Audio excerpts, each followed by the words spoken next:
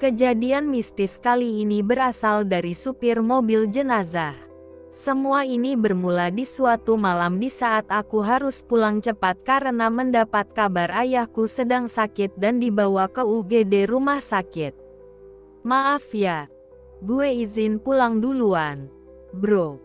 Ucapku sambil membereskan jaket dan peralatan kerjaku. Saat itu jam masih menunjukkan pukul 23.13. Atau sekitar jam 11 malam. Aku yang saat itu sedang kerja shift malam harus pulang lebih dulu karena mendengar kabar kalau ayahku di Bogor sakit sampai dibawa ke UGD. Tanpa pikir panjang aku memberanikan diri meminta izin ke leaderku untuk pulang lebih awal. Untungnya, dia berbaik hati memberikanku izin. Walau saat itu gudang masih cukup banyak pekerjaan. Oh iya, aku bekerja di salah satu gudang logistik di Jakarta Utara. Setelah keluar dari kawasan gudang, aku tidak pulang ke kontrakan. Akan tetapi langsung menuju ke salah satu jalan besar untuk mencari bis dan berangkat secepatnya ke Bogor dengan masih memakai seragam kerja. Halo, aduh gak diangkat. Keluhku sambil melihat layar ponsel. Aku sedikit panik karena memang berita ini sangat mengejutkanku.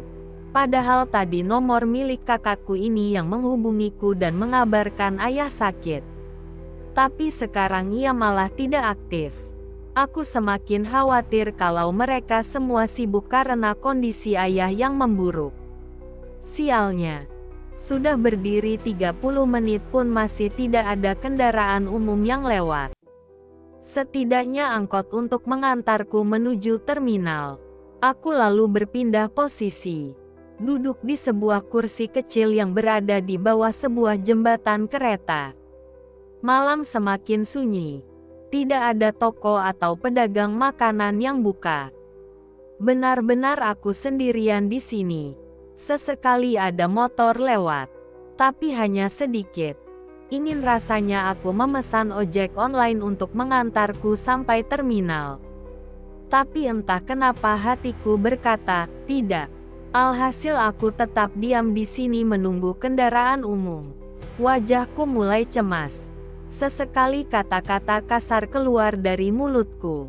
Aku cek ponsel. Masih belum ada kabar dari keluargaku di Bogor. Malam mulai terasa dingin. Aku memakai jaketku. Sesekali aku merinding. Tapi aku tak terlalu memikirkannya. Tak lama kemudian, sorot lampu kendaraan terlihat dari kejauhan. Tampak sebuah bis besar lewat. Aku berdiri dan mendekat ke jalan raya. Aku mencoba memberhentikannya dengan cara melambaikan tangan. Tapi sang kondektur malah membalas lambaianku dengan gestur menolak. Karena tampaknya bis itu sudah tidak mengangkut penumpang lagi. Aku menghela nafas. Semakin lesu dan kebingungan. Aku berbalik badan. Tiba-tiba, sebuah klakson berbunyi dari jalan raya. Aku menoleh. Sebuah minibus sudah berhenti di pinggir jalan.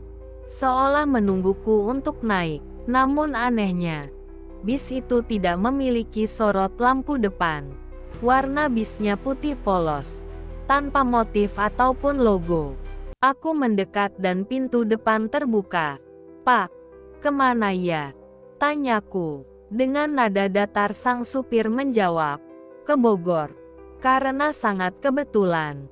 Aku anggap ini sebagai anugerah. Di tempat sepi ini aku mendapat bis dengan tujuan yang persis dengan tujuanku.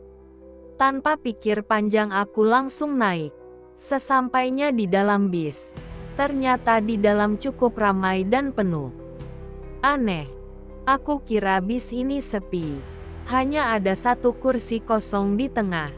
Aku duduk di sana dan langsung bersandar. Di sampingku, seorang perempuan duduk sambil melihat keluar jendela. Tampaknya dia tertidur. Sementara penumpang lainnya duduk manis, diam tak bersuara. Mereka tidak main ponsel atau saling mengobrol, tapi diam terpaku begitu saja. Bahkan seorang anak balita yang cenderung tak bisa diam pun terlihat tak bergeming sama sekali. Tak lama bis berjalan, aku mulai bisa merasa tenang. Aku kirim pesan ke kakakku kalau aku sudah dalam perjalanan. Masih belum ada kabar darinya. Singkat cerita, selama beberapa menit aku tak merasakan ada yang aneh di bis ini. Sampai suatu ketika, bis ini mulai masuk ke jalanan yang dipenuhi pepohonan dan hutan di sana-sini. Sebuah jalan yang asing bagiku selama perjalanan dari Jakarta ke Bogor. Apalagi bis ini tidak mengambil jalan tol.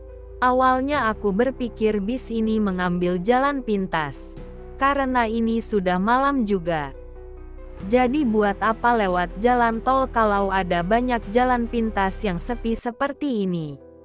Ya, itu masuk akal. Aku kembali bersandar, memejamkan mata dan mencoba tidur walau sebenarnya perjalananku tidak jauh. Saat memejamkan mata itu, aku mendengar suara rintihan dari arah samping. Ya, dari arah perempuan di sampingku. Aku memejamkan mata dan menoleh ke arahnya. Karena ia menghadap ke jendela dan rambutnya yang panjang, aku jadi tidak bisa melihat wajahnya. Tapi mendengar rintihannya, sepertinya ia sakit. Suara rintihan itu mulai berubah menjadi suara nafas yang sesak dan tersengal-sengal, seperti penderita asma. Aku semakin khawatir, apalagi saat ini sedang musimnya virus menular. Aku lalu memegang bahunya dan bertanya, "Mbak, gak apa-apa?" Tanyaku penasaran. Tapi ia tak menjawab dan masih dengan posisi semula. Aku berpikir kondisinya amat tidak bagus. "Maaf ya, Mbak." Aku berinisiatif untuk melihat wajahnya. Aku menyingkirkan rambut-rambut yang menutupi wajahnya itu. Belum selesai menyingkirkan rambut, tiba-tiba dia menoleh dan langsung menatapku. Wajahnya pucat seperti mayat. Tatapan matanya kosong ke arahku. Dan 2 buah kapas terpasang di lubang hidungnya. Persis seperti mayat. Mulutnya terbuka dan mengeluarkan suara rintihan sekaligus sesak nafas seperti tadi. Aku kaget dan hampir terjatuh. Kemudian terpaku menatap perempuan itu. Apakah ini nyata? Gumamku dalam hati. Tolong! Aku ketakutan dan teriak sambil berdiri. Akan tetapi betapa terkejutnya aku saat aku berdiri dan melihat sekitar. Semua penumpang yang ada di bis ini berubah menjadi pocong. Satu persatu penumpang yang berbalut kain kafan itu menoleh ke arahku, persis seperti perempuan tadi. Lubang hidung mereka disumbat oleh 2 buah kapas. Wajahnya pucat. Semua tatapan mata mengerikan itu tertuju kepadaku. Aku langsung ketakutan dan mau tak mau aku berlari ke arah supir untuk meminta pertolongan. Sesampainya di depan, sang supir masih fokus menyetir. "Pak, tolong, ada pocong," ucapku panik. "Ah, pocong apaan? Ngaco kamu," kata sang supir. "Bener, Pak, itu pocong beneran," jawabku berusaha meyakinkan. "Oh, itu teman-teman saya, Mas." Sang supir lalu menoleh ke arahku, menunjukkan wajahnya yang rata tanpa hidung, mata maupun mulut. Melihat itu, aku langsung pingsan di tempat, dan tak mengingat apa-apa. Keesokan paginya aku terbangun di pinggir jalan raya. Sekelilingku penuh dengan sawah-sawah. Entah di mana aku berada. Saat itu jam menunjukkan pukul 6.10. Aku berdiri. Wajahku pucat dan badanku lemas.